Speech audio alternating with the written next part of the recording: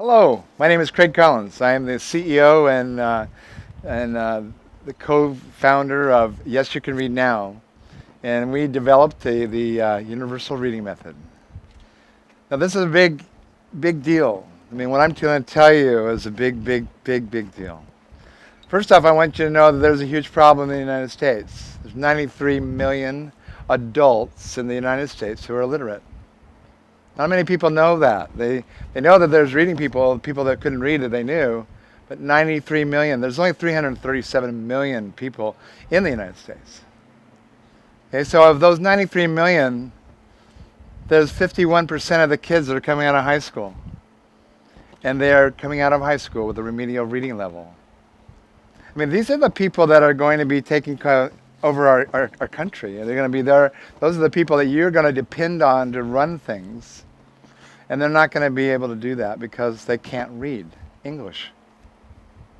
There's over 1 billion people that are in the world that are trying to learn to read English.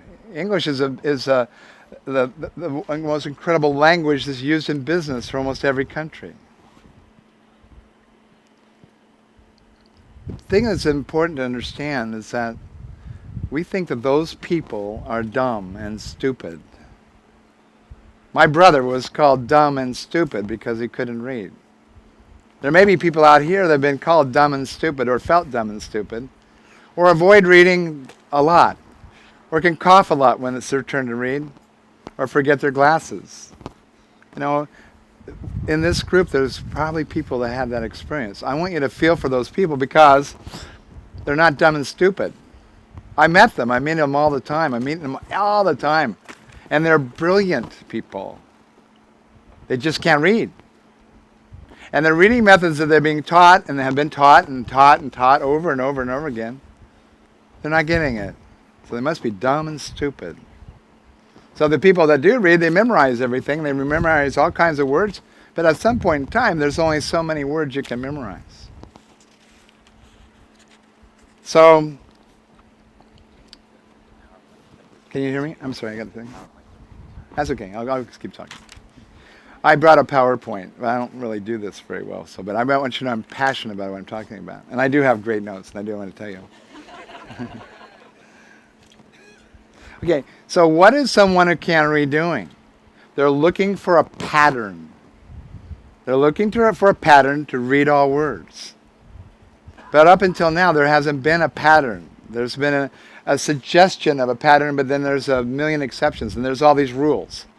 So there's about 400 rules that you'd have to know if you're going to be able to read based on knowing all the rules and applying them to those words. But there's a pattern, and my brother knew that there was a pattern. My brother's name is Doug Collins. All of his life he knew there was a pattern. So what do they do right now? They teach people how to read in 40 hours. That's like, twice a week. Years, days, months, semesters, long time. And they don't really give them a book to read yet because they got to remember all those rules and they got to learn all these things and they got to be able to remember all these words, and it's a big confusion.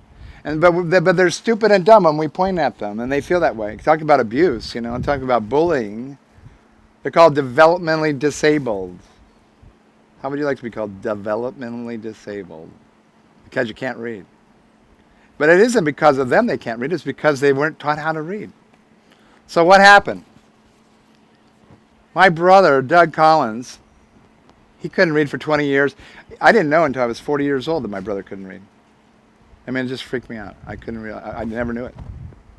But he used to sit in his room, and he used to bite his hand, and he used to sit and look at books, and he used to pray and wish and hope that the words would jump off the page like he believed it did for everybody else in his class. He did that as long as I knew him. I thought he was a wimp. And dumb and stupid, I didn't know that part. He never told me that that's what they were saying at school. And he went to the University of California, Santa Barbara, by the skin of his teeth, will to go to school. And he actually got grades that were equal to him to go to school because he memorized. And then when we got to school, guess what? Too many words to memorize. Too many words. So he flunked out. And he felt dumb and stupid again. He flunked out a second time, and he went to a counselor, and that guy said, "You're not dumb and stupid. You just can't read." He said, "Focus on learning how to read." And he's not memorizing, focus on learning how to read. So he went to every reading method there was. And he could not find a reading method that didn't have all these exceptions, and all these different things didn't go together, and there's no consistency. But for 20 years, he spent, like he had younger, waiting for the words to jump off the page. And it was while he was in law school, after he had graduated from college and had a degree in English literature, that he realized there were concepts being taught in law school. Concepts being taught in law school about how to take large bodies of information and put it down into small little concepts, and then you could learn that information. And my brother did great in law school, but he still was challenged at reading. Well, you know what an epiphany is? Everybody knows what an epiphany is? Epiphany is an experience where it just comes to you, just hits you. You know, it's like a kind of a spiritual experience. But you can imagine after, 20 some years trying to seek out this answer, it would have to come to him, and it came to him. I mean, literally came to him. The whole reading method came to him. And he found he was able to have revealed to him and write down in that one time the whole pattern to everything there was to know about how to read English words. All the sounds that were in English words. All the ways that vowels and consonants came together. And he was able to reveal this in such a way that the reading method that he created, this pattern, was a pattern that when a person looks at that pattern and they see that pattern and they look at words, all those sounds jump out at them. They see them for the first time. And they hear themselves saying them. And then they recognize those words because they could have recognized me or you talking, but they didn't know that they went with those letters and those sounds were in those words. And when they do, they can read any word. Quick story. 11-year-old girl. This is last week. This would knock my socks off. I've been teaching lots of people. I've never, ever taught this reading method to anyone who didn't learn how to read in 2.5 hours. That's how long we teach it, 2.5 hours. Okay. And I'm not talking about kind of reading. I'm talking about reading, comprehending, understanding. It's an 11-year-old girl, sweet little girl, kind of rotundy and beautiful, sweet. And she's going to go into the 6th grade, and she's going to change schools, and she's scared to death, and she doesn't know how to read, and they told her she's dumb and stupid and remedial and all these things, and this girl's bright. And she walks into my office, and I've got art on my walls. She tells me about my art, and she talks about my art, and she talks to me about my shirt, and she's just lovely. So I sat down with her, and I pre-tested her, and she couldn't read monosyllable words. I mean, barely. She could, about 3rd grade level, okay? So I go, wow, okay. And her mother, or her aunt that brought her, was a reading specialist who works with us, who's been teaching the reading method in the schools for almost 8 years. But they don't live close by, and her sister, the 2 sisters are estranged and don't see each other very often, and she sends her little niece books. And so she saw her on her way down to visit me and said, "Did you get the books that I sent you? Because I never hear from you." And she goes, "I can't read." And she got tears coming out of her eyes. And she's telling this to my friend, the reading specialist. Her name's Robin Perna. And Robin's been teaching for all this time. She goes, "Oh my God, I can't believe I didn't take my own niece to Craig and Doug, and I didn't ever teach her the reading method." She says, "You want to come with me?" She says, "I want to come." She says, "Well, I got this guy, and he's going to teach you how to read, and he's got the secrets, and it's incredible.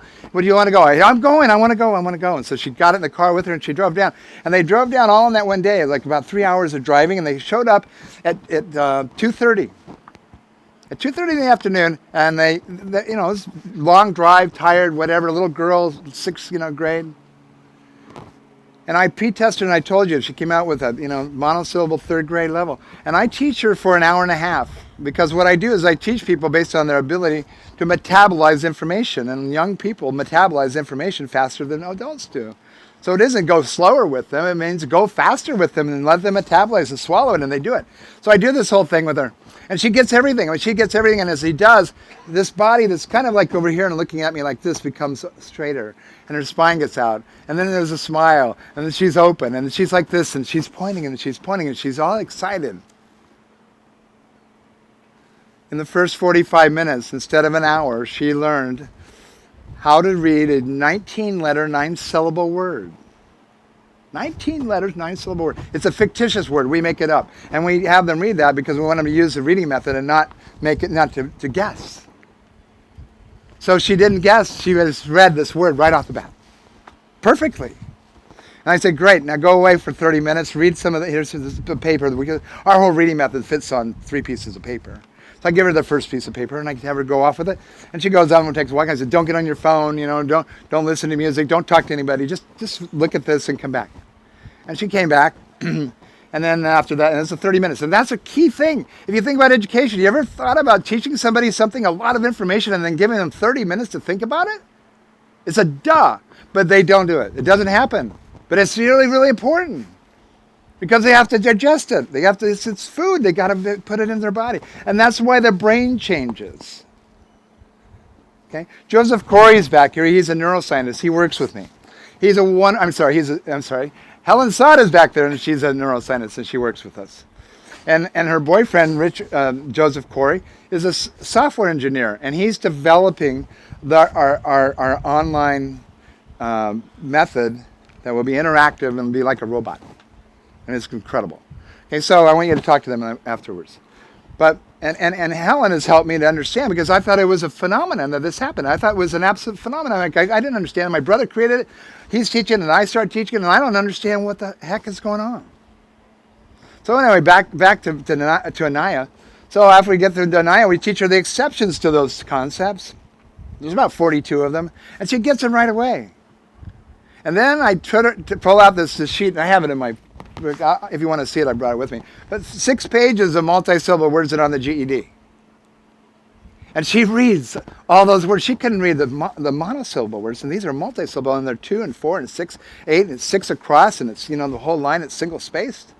And she reads them all, and she doesn't go, contemplate. She goes, contemplate, and alike, and refrigerator, and on and on and on and on and on, right, just spitting them, and I say faster, and she reads them faster. I said louder, and she reads them louder.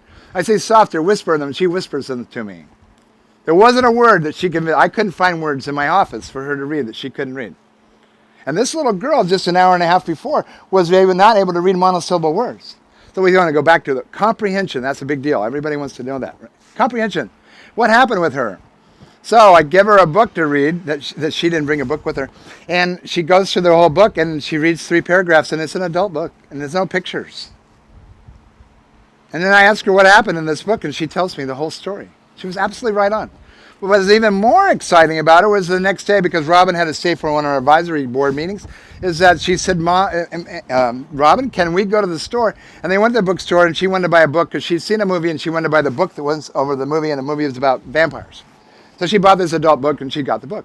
So another woman came in for me to teach her, and I put her before I was teaching this other girl, and I put her outside, and after 2 hours, I come back and I say, Anaya, how's it going? She goes, great. And I said, what page are you on? She goes, page 35.